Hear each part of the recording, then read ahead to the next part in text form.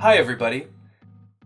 As you recall, in our last class, we assembled a collage. In this lesson, we're going to work with the eyes. Check this out. We already have a natural glare from different sources in her eyes. We can even count how many light sources we had if we look closely. There's some flashlights, and there is a glare from the candlelight. We need to amplify these highlights a bit. And I'll add even more to make the eyes look deeper and more thought-provoking. I'll get the highlights from another picture of mine. Look, we have more glare in the eyes. The highlights are nicer, more transparent. Let's crop these out from here and transfer to our picture. Using the elliptical marquee tool, I set my feather to 10 pixels. Press Alt or Option on Mac. Press Shift or Command on Mac and stretch my selection from the center of the eye. See? Click on Add to Selection. It's these two little squares on top. And once again, from the center of the eye, press Alt or Option and press Shift or Command on Mac. That's how we get perfect circles. Now in the selected area, I right-click my mouse and choose Layer via Copy. This action will copy my selection to a new layer. Then, using the Move tool, left-click and hold. Point to our main layer. Drag, and release. And now we have the eyes. With the lasso tool, I'm cutting one of the eyes into a new layer, and now I have them separately.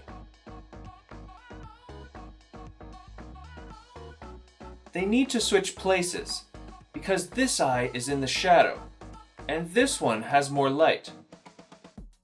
So I'm going to move this eye over here and this one over there. Now, let's work on this eye first. I go to this layer. Can you see it? Set the blending mode to screen. Next, I click here to enable the corrective layer curves. I put a check mark right here. Let's move this layer down so that it's next to the eye in question, and it attaches to the layer. We get this curve and slider. Since our blending mode is set to screen, the only visible things in here are the bright pixels. Look, I'm dragging the bottom of my curve downwards, and I begin to lose the darker tones while creating contrasting highlights.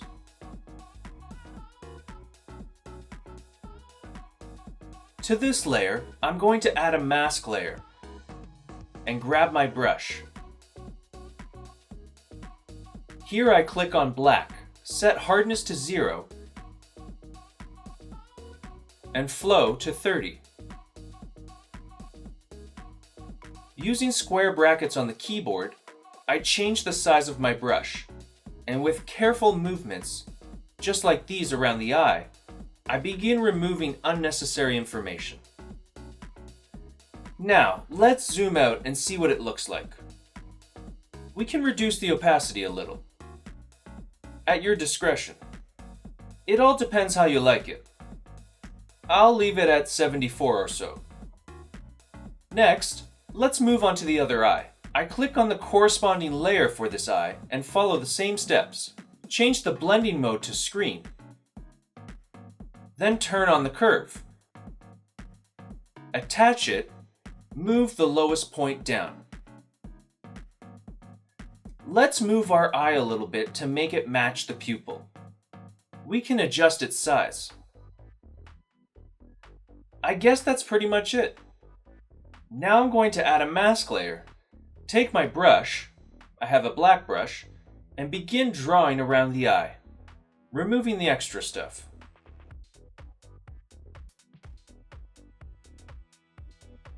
I'll also move it a bit more. There. As you can tell, our eyes are a little different in color. Therefore, I will do some hue saturation for each eye separately to reduce the blue tones. Something like this. Basically, you can set it to 0 and reduce the saturation in general. Let's do the same for the other eye by copying this layer. Either hold Command+G or Shift+G on PC and make a duplicate layer. I'll move it up here. The layer attached to the eye, but not the curve, so I manually attach it to the layer. Here too, I'll adjust the hue saturation a bit. That's great. We can make this eye slightly more saturated than the other one, and a bit darker too. So let's reduce the opacity. I want to play with eye color just a little longer, so I create a new curve. It doesn't really matter which layer it is on. Let's start with this eye. I create a curve and adjust the color of the eye. I need to move my curve layer up because here we have the hue saturation layer, and it will affect my new layer, reducing its saturation. That's not what I want, so I'll move it above the hue saturation. Here I go into the blue channel and add more yellow, so it blends better with the highlights. Then I go into the green channel to make it more red, but the exposure decreases.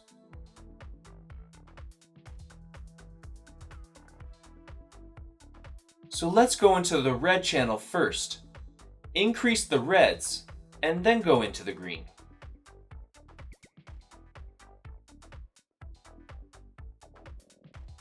We get this deeper color. Press and hold Command+I. That's an inversion of our mask. Change the color to white. Then I take the brush, and over here, I left the flow at about 25%. I begin drawing the glare. Let's have warmer tones over on this side, where the candle is.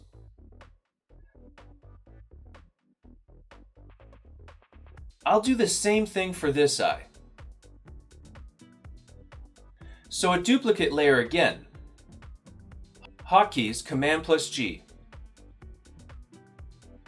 We have our duplicate. Let's move it down. This layer got separated. I reattach it while this layer is already attached to the eye.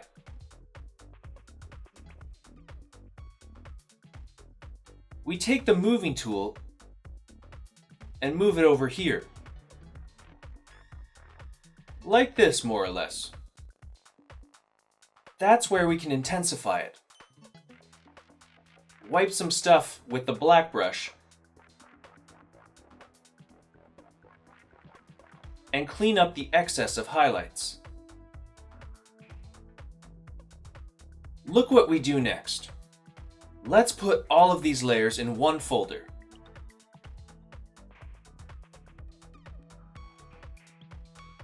And that's the kind of glare we got for the eyes.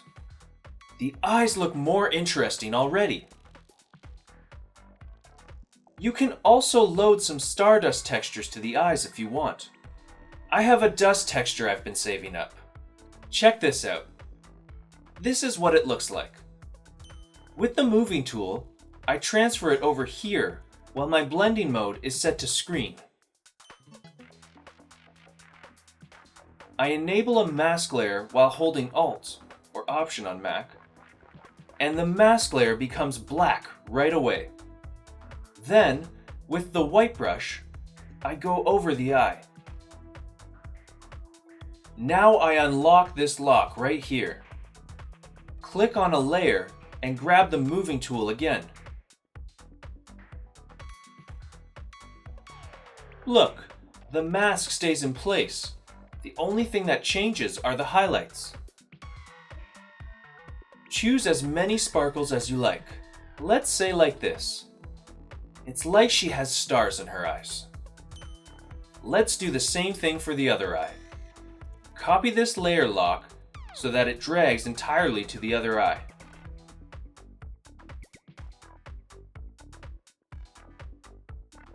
That's how we get the eyes to sparkle. We're done. I'll reduce opacity a bit. Take these two layers and move them to the same group. Let's call it eyes. Okay, great. That's it for this lesson. In the next class, we'll work with the face, smoothing the skin tones, and doing some face retouching. It will be very interesting.